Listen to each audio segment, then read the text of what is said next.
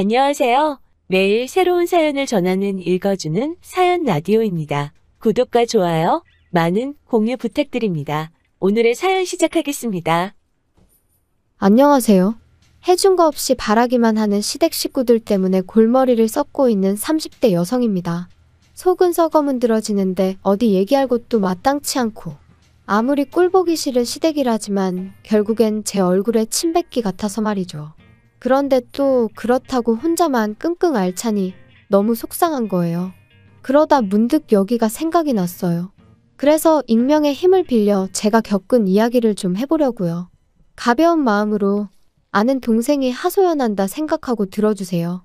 남편과는 지인의 소개로 만났습니다. 사실 소개팅에는 영 흥미가 없던 저였는데 지인이 자기가 느낌이 온다며 한 번만 만나보라고 어찌나 성하던지 몇 번의 거듭된 설득에 나간 자리였어요. 그리고 그렇게 제가 소개팅 자리를 꺼려했던 이유는 제가 어디 못 나서도 그렇다고 낯을 가려서도 아니었고 사실 저에게는 파혼이라는 트라우마가 있었거든요.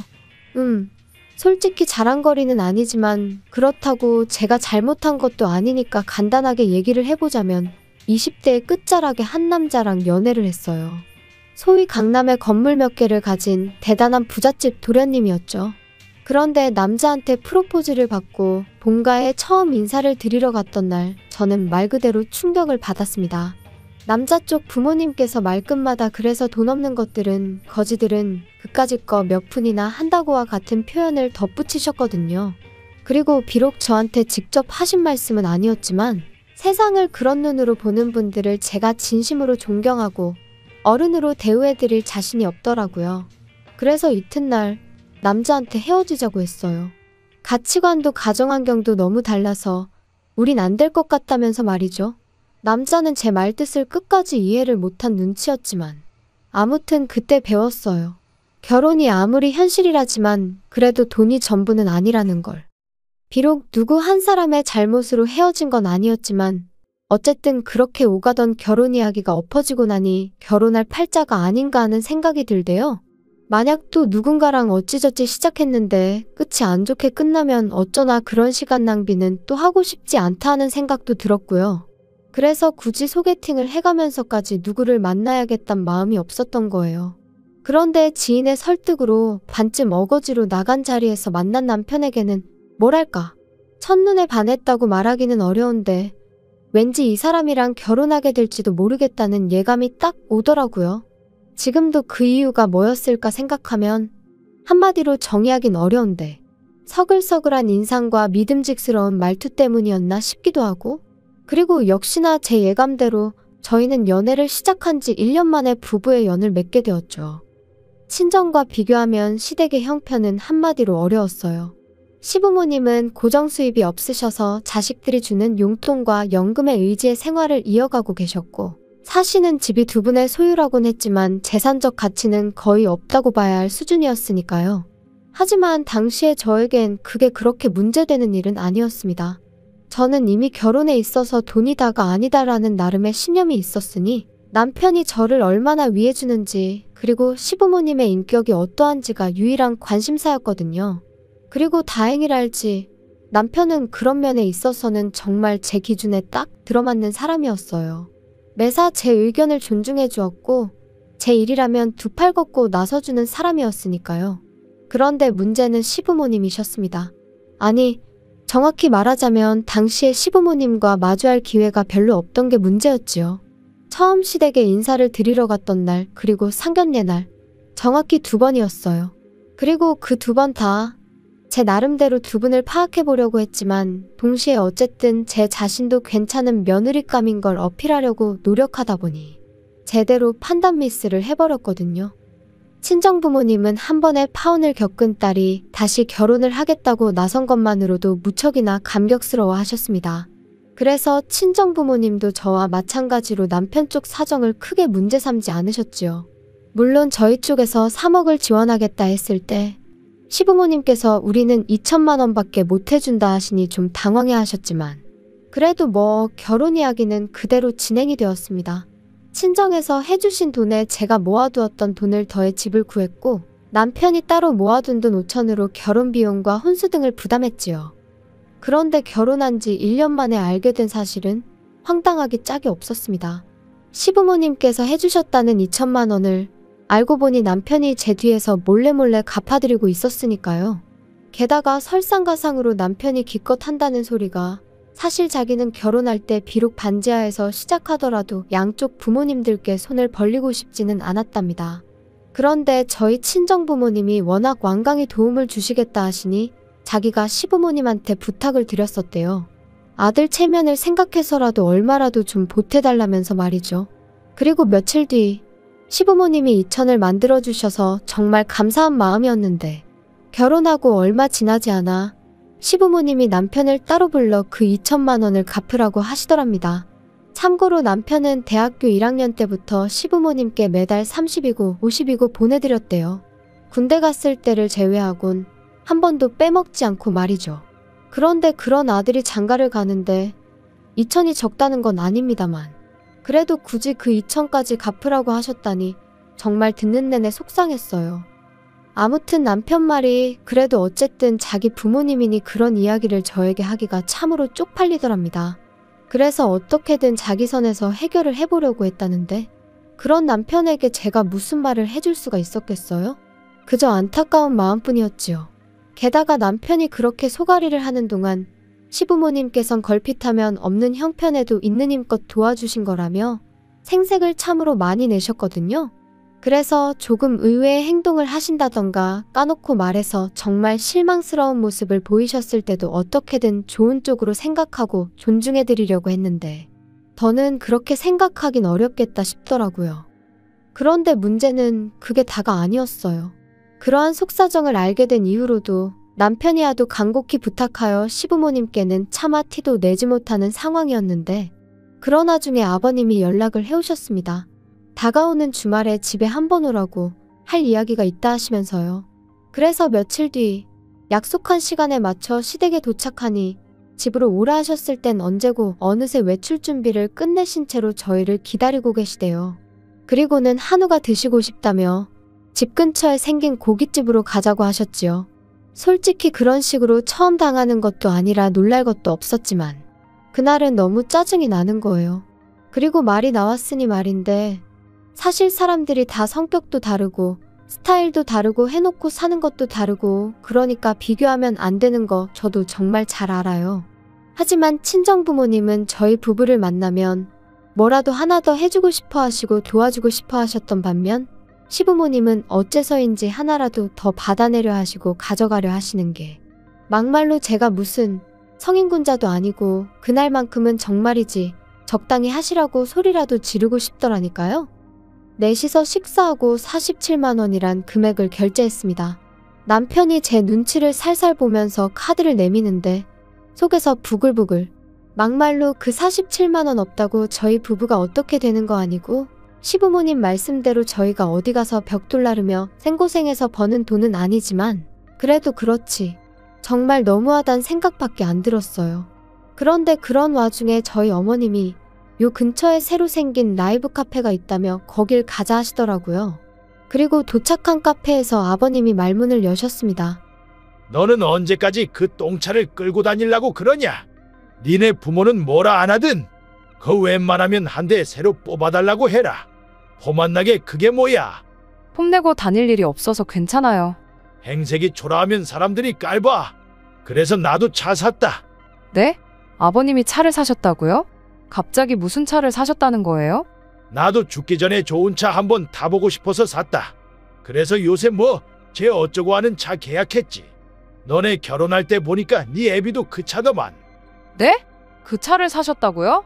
그 차 비싼데. 비싸긴 뭐 얼마나 비싸다고. 아무튼 내가 그래서 너네 오라고 한 거다. 그거 차 사는데 너들이 좀 보태줘야겠어. 한 방에 달라는 거 아니고 다달이 100만 원씩만 보내면 되니까. 그게 무슨 말씀이세요? 저희가 그럴 돈이 어딨다고. 아무튼 안 돼요. 못 보내드려요. 그리고 아버님, 차라는 게 사면 유지비도 얼마나 많이 드는지 아세요? 두 분 연세랑 차를 생각하면 보험료도 비쌀 게 분명하고요. 아버님 그거 다 부담하실 수 있으세요? 너 지금 나 능력 없다고 나는 그런 차를 탈 주제가 안 된다 그 소리가 하고 싶은 거냐? 갑작스러운 아버님의 요구에 정말 망치로 한 대 맞은 듯 했어요. 그런데 옆에 계시던 어머님도 그런 아버님을 말리시기는커녕 하신다는 말씀이 네 시아버지가 얼마 전에 동창회를 갔다 오셨는데 세상에 자기 차 없는 사람이 네 시아버지밖에 없다더라. 거기다 거기 온 인간들이 원래 다 네 시아버지한테 콩고물이라도 얻어먹을까 하고 빌빌거리던 인간들이었단 말이야. 그런데 지금 지들이 돈 좀 더 만진다고 어지간히 거들먹거리나 봐. 네 시아버지가 얼마나 속이 상했을지 상상이 가니? 너 네 아버지가 그런 일을 당했다고 생각하면 가만히 있을 수 있겠어? 아니 그래도 어머님, 저희가 돈이 어딨어서 매달 100만 원씩 보내드려요? 그리고 자기야, 가만히 있어. 저희가 지난 1년을 꼬박 아껴서 모은 돈이 2천이에요. 그나마도 장인 장모님이 많이 도와주셔서 그만큼 모은 거고요. 그런데 지금 저희한테 매달 돈을 달라고 하시면 진짜 아들 입장은 이만큼도 생각 안 하세요? 제발 적당히 좀 하세요. 평소답지 않게 남편이 화를 내자 아버님 어머님 두 분 다 꽤나 놀라신 듯 더는 말씀을 안 하셨어요. 그리고는 저는 남편이 잡아끄는 손에 이끌려 카페에서 나왔죠. 집으로 돌아오는 내내 남편은 아무 말도 없었고 저도 그런 남편에게 차마 무슨 말을 해야 할지 모르겠더라고요. 그래서 남편이 먼저 무슨 말이라도 해주길 바라며 말을 아꼈습니다. 하지만 며칠이 지나도록 남편은 아무런 말도 하지 않았고 저도 더는 신경 쓰지 말아야겠다 했어요. 그런데 또다시 어머님이 연락을 해오셔서는 아가 언제 시간 되니? 한번 내려와야겠다. 무슨 일 있으세요? 어쩌면 좋겠냐? 네 시아버지가 아주 병이 나서 들어누우셨다. 죽기 전에 좋은 차 한번 타보겠다는데 어떻게 자식 새끼들이 다 나 몰라라 하냐면서 이렇게 살아서 뭐 하냐고 아주 난리도 아니야. 덕분에 나까지 피가 마른다. 그러지 말고 어떻게 좀 안 되겠니? 계약금도 걸고 왔대. 네? 아, 일단 제가 그이랑 한번 이야기는 해볼게요. 그리고 제가 이런 이야기를 꺼내니 남편이 저더러 신경 쓰지 말라면서 자기가 내려갔다 오겠다고 했어요. 그래서 저도 더는 너무 골치도 아프고 신경 쓰고 싶지 않아서 그렇게 하라고 했고요. 그런데 얼마 후 그렇게 본가에 다녀온 남편이 하는 말이 계약금이 문제가 아니랍니다. 그 차 계약을 받은 사람이 아버님 친구 아들이라며 쪽팔려서 죽어도 계약 파기는 못 하신다 그러시더래요. 그거 차도 못 사서 계약 파기를 했냐 그런 소리가 나올 게 뻔한데 어떻게 계약을 파기하냐고. 죽어도 그 차를 타야겠다셨다나요? 그러면서 남편이 진짜 미치겠다, 환장하겠다 그러더니 100은 무리고 한 달에 50씩이라도 보내드릴까? 그러는 거예요. 뭐? 그건 아니지. 나 정말 이런 말까진 안 하려고 했는데 3억을 해주신 우리 친정에도 한 푼도 안 드리고 있는 마당에 시댁에는 지금 그 2천 때문에 돈 드리는 것도 있는데 거기다 추가로 50을 더 드리자고? 그러면 나도 친정에 똑같이 챙겨드릴 수밖에 없어. 그리고 이런 말도 정말 안 하고 싶었는데 당신도 알다시피 차가 그냥 굴러가? 보험료의 유지비에 그런 건 아버님이 감당하실 수 있으셔? 눈앞이 깜깜하다는 게 이런 건가 싶다. 나 만약에라도 당신이 나 몰래 차 사드리고 그러면 이혼도 생각 안 할 수가 없어. 정말 미안해.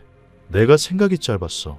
하도 앓는 소리를 하시니까 나도 순간 그냥 얼마라도 해드리고 말까 그런 생각까지 하게 된 것 같네. 무슨 소린지 알았으니까 이혼 같은 소리는 하지 마.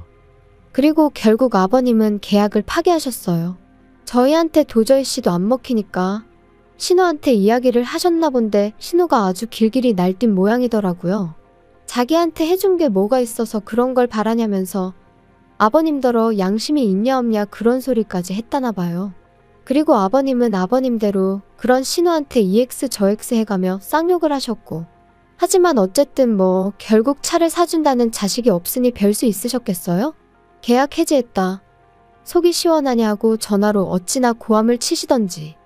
그런데 끝난 줄 알았던 아버님의 억지는 거기서 끝이 아니었습니다.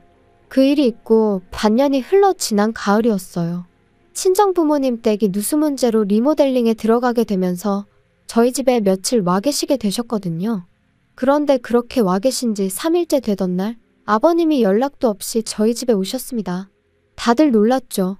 제가 무슨 일로 오셨냐니까 아버님 말씀이 뭐 그냥 오다 가다 들리셨다는데 오다 가다 들릴 거리도 아니고 아무튼 말이 안 되는 상황이었어요.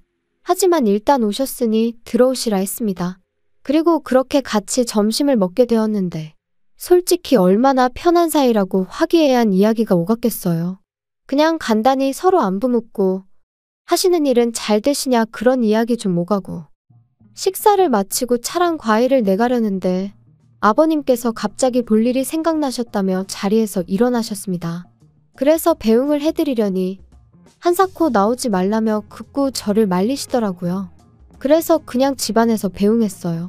그리고 아버님이 떠나시고 얼마 지나지 않아 친정아버지께서도 근처에서 지인분과 약속이 있으시다며 자리에서 일어나시더라고요.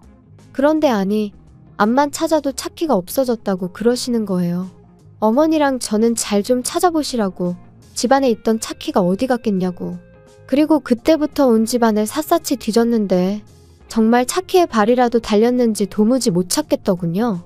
그래서 혹시 주차하고 차 주변에 흘린 거 아니냐 해서 집 밖으로 나왔는데 아니 아파트 단지를 몇 바퀴를 돌아도 아버지 차가 안 보이는 게 미치고 팔짝 뛴다는 게 이런 건가 싶은 거예요. 그래서 결국 일단 신고부터 하자 해서 경찰서에 차 도난 신고를 했습니다. 그리고 바로 다음 날이었어요. 친정부모님과 아침 식사를 마치고 어디 모시고 바람이나 쐬고 올까 하는 와중에 모르는 번호로 연락이 와서 받으니 경찰이었습니다. 저희 아버지 차를 찾았다면서 일단 경찰서로 오라고 하더라고요. 그리고 그렇게 찾은 경찰서에는 다름 아닌 시아버지께서 초조한 얼굴을 하고 계셨지요. 아버님이 여기 왜 계세요? 아니, 이게 다 무슨 일이에요? 아버지 설마 장인어른 차를 가져가신 거예요? 아는 분이세요? 이분이 어제 도난 신고된 김영수 씨 차량으로 과속하다 경찰에 잡혔습니다. 네. 아버님, 도대체 왜 그러셨어요? 아버지, 사돈 차를 보고 나니까 그냥 갑자기 성질도 나고 이게 다 니들이 차를 안 사줘서 그런 거 아니냐? 에이씨, 재수가 없으려니까. 어르신, 말씀을 그렇게 하시면 안 되죠. 지금 이거 범죄예요. 범죄. 친정부모님은 그런 아버님의 뻔뻔한 태도에 혀를 내두르셨지만 그렇다고 사돈을 상대로 뭘 어쩌겠냐 하시며 그렇게 일단 저희 아버님은 풀려나셨어요. 그런데 끝까지 말이라도 한마디 미안하다 사과를 안 하시더라고요. 계속해서 차를 안 사줘서 당신이 그런 거라는 둥, 저희 때문에 개망신을 당했다는 둥. 정말이지 남편을 생각해서라도 어떻게든 좋게 넘어가려고 했는데 도무지 답이 안 나온다 싶대요. 게다가 거기서 끝이 아니었습니다.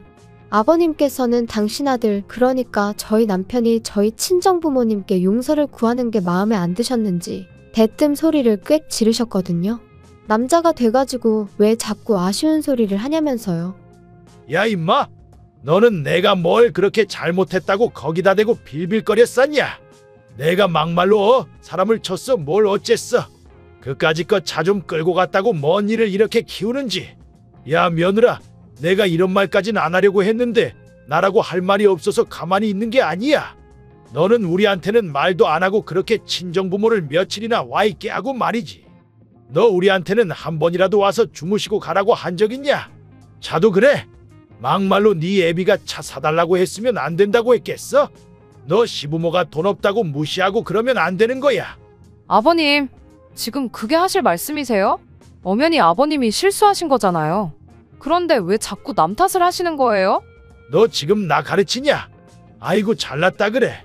다른 집은 며느리들이 아버님 하면서 아양도 떨고 잘 봐달라고 용돈도 주고 한다던데 나는 복도 지지리도 없지. 아버님, 그런 말씀 마세요. 저야말로 그렇게 치면 정말 시댁복 없거든요? 저는 어디 가서 아버님 얘기 하지도 못해요. 쪽팔려서.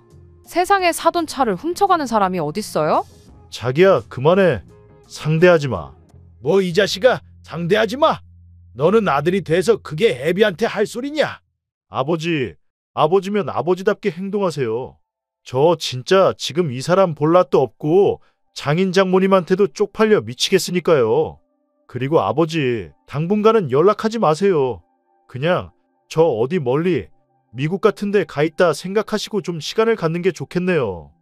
그리고 그렇게 저희는 그날 이후로 아버님 어머님과 거리를 두고 지내기로 했습니다.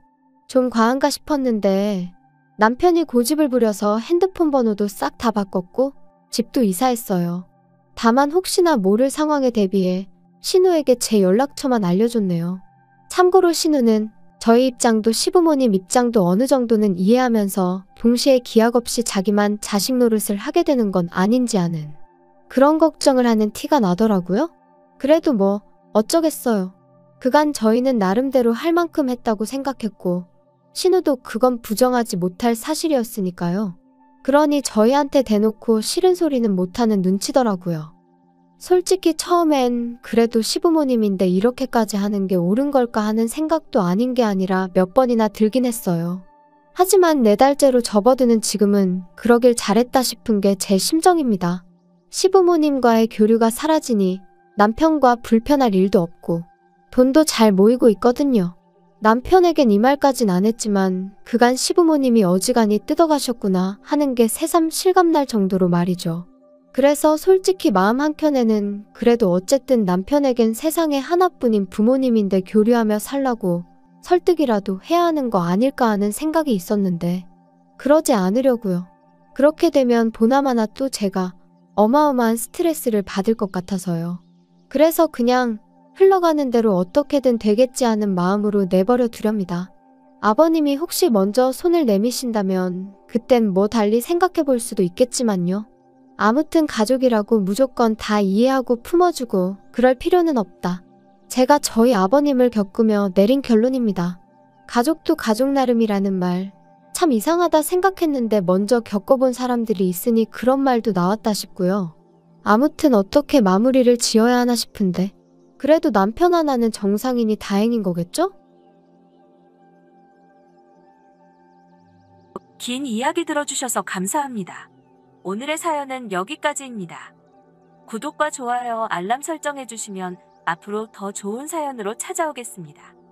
감사합니다. 감사합니다. 감사합니다.